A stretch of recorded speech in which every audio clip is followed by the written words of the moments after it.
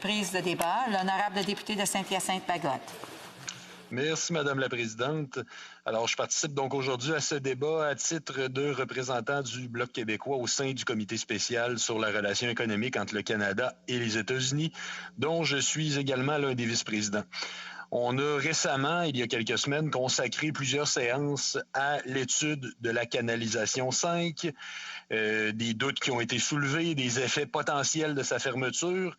L'étude a été, en fait, si on peut dire, un grand spectacle d'unanimisme.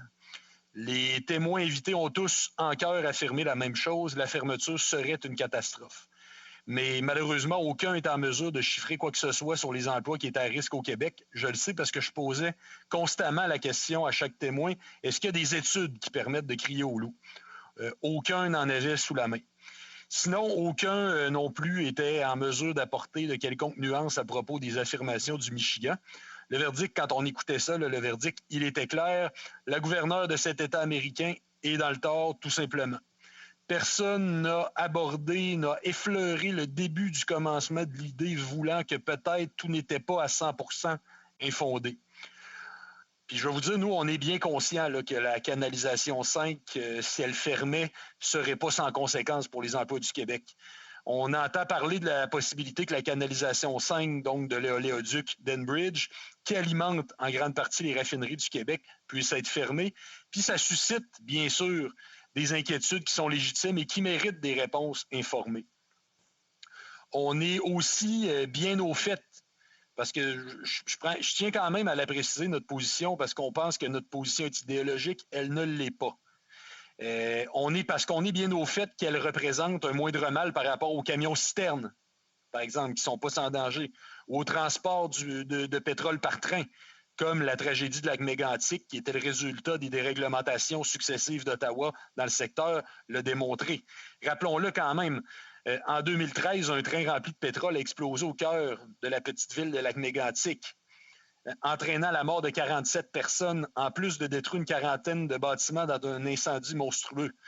La réglementation défaillante du transport ferroviaire du pétrole s'inscrit pleinement dans la vision canadienne de l'économie. Ottawa a en effet coupé tant dans le nombre d'inspecteurs que dans le nombre de wagons aussi, que dans l'inspection, le nombre d'inspecteurs sur les wagons et sur les voies ferrées elles-mêmes. Je vais vous dire, moi, ça touche encore ma circonscription parce qu'il y a quelques années, il y a des militants mascoutins qui étaient regroupés dans une initiative qui s'appelait Convoi citoyen, qui se sont aventurés sur les rails non loin de la gare de Saint-Hyacinthe et qui ont pris plusieurs photos. Ils sont allés directement dessus, puis on pouvait apercevoir notamment des fils qui étaient à l'air libre, ainsi que des rails qui reposaient non pas sur du ciment, mais sur de la terre mouillée. Donc, on n'est pas fou, on le sait très bien que la canalisation 5, ça vaut mieux que ça. Bon, c'est moins dangereux que ça. Il est évident aussi qu'il vaut mieux la canalisation 5 au transport de pétrole par bateau, parce que le Québec, et plus particulièrement le fleuve Saint-Laurent, c'est devenu un élément central de la géopolitique pétrolière canadienne. Or, malheureusement, l'État québécois, il n'y a aucune juridiction sur les voies fluviales, maritimes, ferroviaires et aériennes qui traversent son territoire si celle-ci ne s'y trouve pas exclusivement. Malgré les protestations des populations locales, l'État canadien est donc quand même en droit de procéder à sa guise. Puis en 2014, les municipalités riveraines de Sorel-Tracy et de l'île aux Coudes se sont plaintes du fait que la norme de largeur des bateaux, des super-pétroliers, avait augmenté de 32 à 44 mètres de large sans consulter les municipalités qui les accueillent et sans que les plans d'urgence ne soient adaptés. Et ce, alors qu'on sait qu'à peine 5 à 20 des hydrocarbures déversés dans le fleuve peuvent être récupérés. Le cas du lac Saint-Pierre, qui est désigné réserve mondiale de la biosphère par l'UNESCO en 2000, il est aussi frappant parce que les pressions pour faire interdire le transport de bitume dans cette partie du fleuve sont restées lettre morte, malgré la publication d'une étude démontrant qu'une marée noire traverserait l'ensemble du lac en à peine 8 heures. Donc, encore une fois, on n'est pas fou. Bien sûr que quand on regarde sur papier, bien sûr, la canalisation 5 est un moindre mal par rapport à tout ça, c'est-à-dire les camions, les trains et les bateaux. Mais malheureusement, on aimerait quand même avoir un point de vue un petit peu plus critique par rapport aussi aux oléoducs. À l'unanimisme des témoins qu'on a reçus s'ajoutait celui de nos collègues députés. Parce que je vais vous dire, on entendait toujours l'ensemble des partis fédéraux se réclamant de faire partie de la même Team Canada. Moi, j'ose espérer parler plutôt aujourd'hui au nom de l'équipe Québec. Le Bloc québécois, il est résolument tourné vers l'économie du 21e siècle, c'est-à-dire les énergies de transition.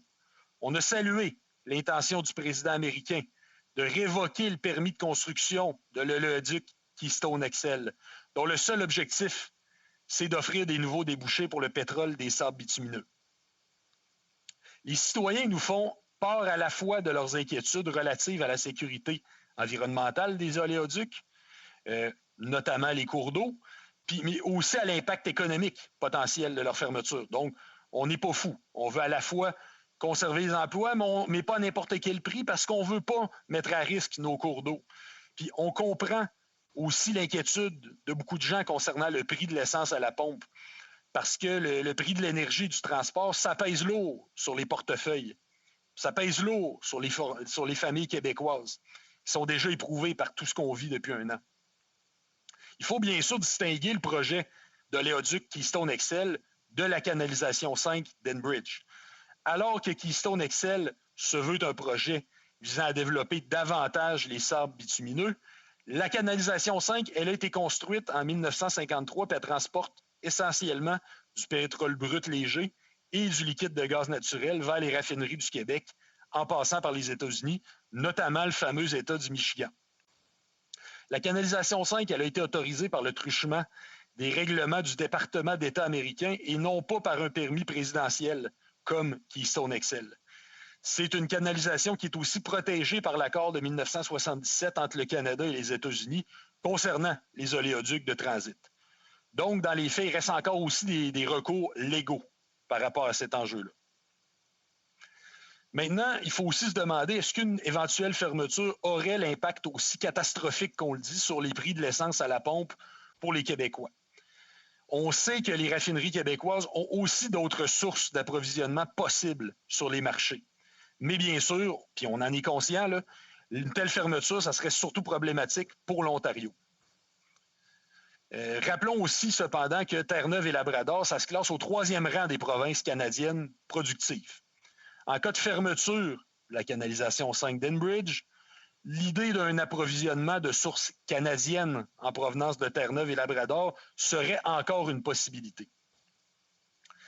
S'il y avait des gens, par exemple, qui voulaient que ce soit un approvisionnement de proximité, donc à l'intérieur des mêmes frontières, là, à l'intérieur des frontières du Canada, on peut considérer ce fait-là, justement. On peut prendre en considération le fait que la province de Terre-Neuve serait capable d'être une source d'approvisionnement. Maintenant, la question de la sécurité environnementale. Je vous disais tout à l'heure, personne, nous, dans notre étude, l'ensemble des témoins qu'on recevait nous disaient que l'État du Michigan était de A à Z à côté de la plaque. Il n'y a personne qui était capable de considérer que peut-être c'était légitime, même pas de partager les inquiétudes, mais de juger qu'elles sont légitimes. Pourtant, on le sait qu'il y a eu une fuite en 2010 et un déversement de pétrole dans la rivière Kalamazoo, dans le sud du Michigan. Il me semble qu'on peut comprendre aussi que le Michigan soit inquiet du risque que représentent les oléoducs pour les cours d'eau. Enbridge, à ce moment-là, a dit « Inquiétez-vous pas, on va réellement renforcer la sécurité. » Parfait. Mais c'est à Enbridge d'avoir le fardeau de la preuve et de démontrer que des actions réelles ont été entreprises. Parce qu'on sera d'accord, bien sûr, que chaque accident est un accident de trop. C'est un échec collectif pour protéger les écosystèmes. Donc, il est aussi possible, parce qu'il y a eu des fuites à la canalisation 5, il est aussi possible que l'idée d'une rénovation de la canalisation 5 ne soit pas exclue et que le statu quo ne soit pas tenable. Malheureusement, on n'entend personne ici aborder cette possibilité-là. Mais maintenant aussi, il faut aborder tout cet enjeu-là, l'enjeu pétrolier, sur une autre base. Parce que le Canada, comme on le sait, détient les 3e réserves de pétrole du monde. Il disposerait, selon les statistiques officielles, de réserves de 172 milliards de barils de pétrole extractibles, dont 166 milliards se trouveraient dans les sables bitumineux albertains. Bon, le Canada, c'est le 4e producteur en importance et le 4e exportateur en importance de pétrole dans le monde.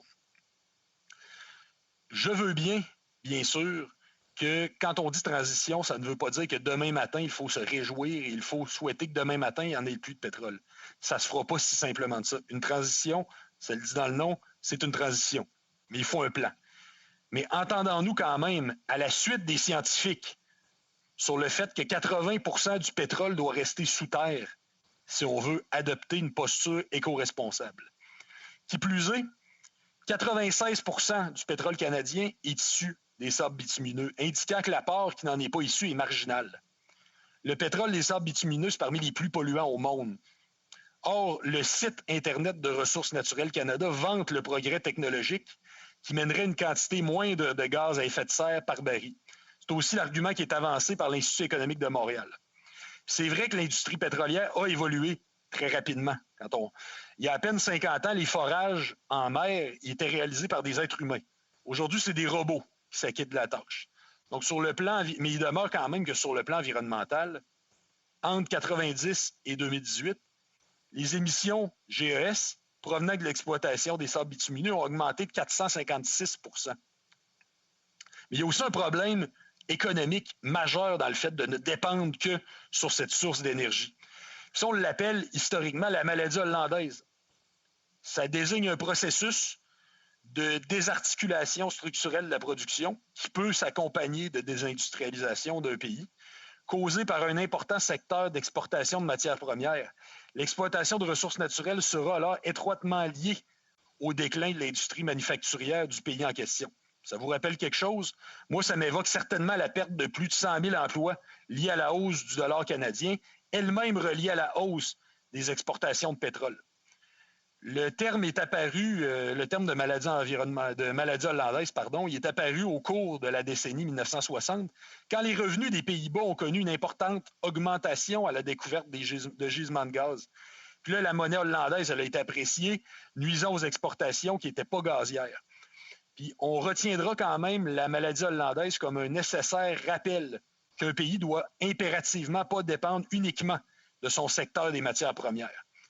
Le développement économique canadien est centré sur l'extraction des matières premières, puis c'est un paradigme même qui est présent depuis les débuts même de l'expérience canadienne, quand la colonie canadienne se spécialisait dans les marchandises en vrac, produits de l'agriculture et des matières extractibles destinées à l'exportation.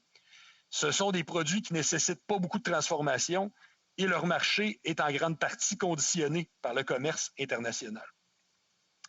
Puis l'histoire du Canada, elle est marquée par la recherche par l'État et le capital de l'extraction de produits qui possèdent déjà un marché.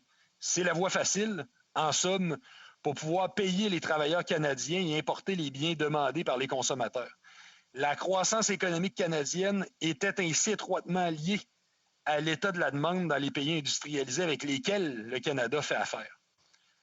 La vie politique canadienne est fortement influencée par la dépendance aux exportations parce que le pouvoir politique et la richesse sont concentrés entre les mains d'élites qui, historiquement, faisaient converger les deux. Puis, il faut dire que les contraintes aussi géographiques expliquent tout ça. L'État doit fournir certains capitaux que le milieu d'affaires n'a pas les moyens d'envisager. Mais l'accent mis sur l'exportation des matières premières, ça a un impact important sur les politiques publiques. Parce que la classe politique est appelée pour préserver la compétitivité nationale à fournir des infrastructures, mais aussi à ajuster ses réglementations environnementales et sanitaires. Par contre, le développement de ces denrées-là ne nécessite pas un niveau de spécialisation technique particulièrement élevé de par l'absence de transformation importante du produit. Donc, finalement, le territoire canadien, c'est plus qu'un arrière-poste qui sert à fournir les produits bruts qui vont être ouvragés par les industries de transformation pour le plus grand bénéfice du développement économique des pays industrialisés et des compagnies canadiennes impliquées. Les ressources consacrées à soutenir ces exportations-là sont appelées à grossir perpétuellement. Donc, c'est un schéma sans fin. Le chemin de fer, rappelons-nous, qui est à l'origine même de la création du Canada, il devait être rentabilisé par le transport des denrées, ce qui a contribué à geler l'exploration de nouvelles voies technologiques. Donc, le résultat, finalement, ça a été renforcer encore plus la dépendance aux produits qui n'étaient pas transformés. Donc, logique d'auto-renforcement, dépendance accrue aux exportations de matières premières, amène nécessité d'investissement accru dans les infrastructures de transport. Donc, ce sont des sommes qui ne sont pas injectées dans d'autres domaines de l'économie. C'est bien sûr que depuis tout ça, ça c'était la base, c'était l'histoire coloniale, mais bien sûr que l'économie canadienne s'est diversifiée, qu'elle s'est complexifiée, qu'elle ne se résume pas aux forêts du Québec, aux fermes de la Saskatchewan, aux mines de l'Ontario, au pétrole albertain, bien entendu. Les marchés ont changé, il y a des nouveaux débouchés qui ont été trouvés, les villes se sont peuplées, etc. Cependant, force est d'admettre que le Canada reste fidèle à cet esprit, en optant encore et toujours pour une spécialisation dans le domaine des ressources naturelles pour tirer son épingle du jeu dans la compétitivité mondiale. L'Ouest canadien a ici misé maximalement sur l'extraction pétrolière, délaissant la nécessaire diversification de l'économie. Or, pour revenir à la maladie hollandaise, les conséquences peuvent être encore plus grandes si le dit secteur connaissait lui aussi des difficultés, comme un épuisement des gisements ou des fluctuations du prix du baril, par exemple. L'impact sur l'avenir économique du Canada est considérable. On paye aujourd'hui, avec la crise de la COVID-19, avec celle du pétrole, le prix du soutien indéfectible d'Ottawa, des banques et des fonds de pension au secteur du pétrole. Les fonds de pension ont multiplié les investissements dans ce secteur, dont d'ailleurs la Caisse de dépôt et placement du Québec. Les pensions des Canadiens et des Québécois ont donc été mises à risque en étant dépendantes des fluctuations pétrolières. Puis la part d'entreprises étrangères qui se sont lancées dans le pétrole canadien a pourtant jamais cessé de baisser depuis 4 ans. Ça rapporte donc ici très peu de redevances. Le pétrole de schiste, par exemple, c'est une très mauvaise opportunité de développement, puis le Canada semble malgré tout en être prisonnier. L'un de ses plus grands drames, c'est que sur le marché mondial, au cœur de cette grande lutte géopolitique, le Canada, au final, c'est un joueur mineur qui est incapable d'influencer le jeu. Donc, on perçoit bien les ennuis que peut apporter une obstination à mettre tous les œufs dans le même panier, qui est celui d'un secteur énergétique qui est déréglementé et qui est fluctuant. Il est très ardu de sortir du pétrole, par contre. Quand le prix est élevé, les investissements pleuvent. Le secteur des énergies renouvelables cherche à se développer, mais l'argent ne va pas là, parce que les investissements pleuvent dans le pétrole. A contrario, quand le prix est faible, les investissements vont être minimes, vont être faméliques, mais les consommateurs, que ce soit les particuliers ou les entreprises, vont se bousculer aux pompes. Il n'y a donc pas plus d'argent pour les énergies renouvelables. C'est donc, pour le dire dans la langue du Canada, un lose-lose pour quiconque pense à une réelle transition. C'est là-dessus qu'il faut qu'il y ait de la volonté politique. Il nous faut impérativement et urgemment opérer la transition. Les crises sont des moments lourds de conséquences, mais peuvent aussi être porteuses d'opportunités. La transition énergétique, pensée et réclamée depuis si longtemps, doit en fait être enclenchée de manière décisive. Il nous faut sortir du pétro-canadianisme. Donc d'ici là, ce n'est pas un luxe d'exiger que l'approvisionnement se fasse en toute sécurité. Autrement dit, la canalisation 5 est un moindre mal par rapport à d'autres modes de transport qui sont plus dangereux. Il faut cependant ne pas en dépendre. Il faut également observer de très, très près les réelles considérations environnementales qui peuvent être liées, les considérations liées à la sécurité qui sont pleinement légitimes et ne pas les rejeter du revers de la main comme la classe politique canadienne semble le faire. Je vous remercie, Madame la Présidente. Questions et commentaires. Questions and comments. Calgary. Questions, commentaires, le député de Calgary Centre.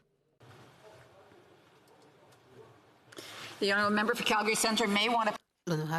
Le député de Calgary Centre qui devrait allumer son micro. Je vous remercie bien. Et je demande à mon collègue du Bloc québécois, dites-nous des commentaires que nous avons entendus dire de la secrétaire parlementaire du chef du gouvernement dans la Chambre des communes concernant ces protestations que mon parti est en train de voler du temps de cette Chambre-ci. Lorsque ça partit, le gouvernement veut continuer d'avoir une Chambre où on siège moins que possible. Même la prorogation du Parlement, surtout s'il faut que le gouvernement fasse des efforts à travailler avec les autres partis du Parlement dans une vraie approche d'équipe Canada pas comme il parle, mais il ne livre pas. Merci. Le député de Saint-Hyacinthe-Bagotte. Merci à mon collègue pour la question. Vous savez, il y a une expression qui dit c'est l'hôpital qui se moque de la charité. Donc, d'entendre le gouvernement libéral nous dire accuser les oppositions de faire du blocage et autres, quand on a prorogé le Parlement, effectivement, c'est assez risible en soi. Donc, là-dessus, je suis tout à fait d'accord avec mon collègue, bien que j'imagine néanmoins que nos positions fondamentales sur cette question ne soient pas les mêmes, mais on est en démocratie et ça fait partie aussi du jeu. Donc, bien sûr, il faut éviter ce type d'enfantillage qui ne mène à rien.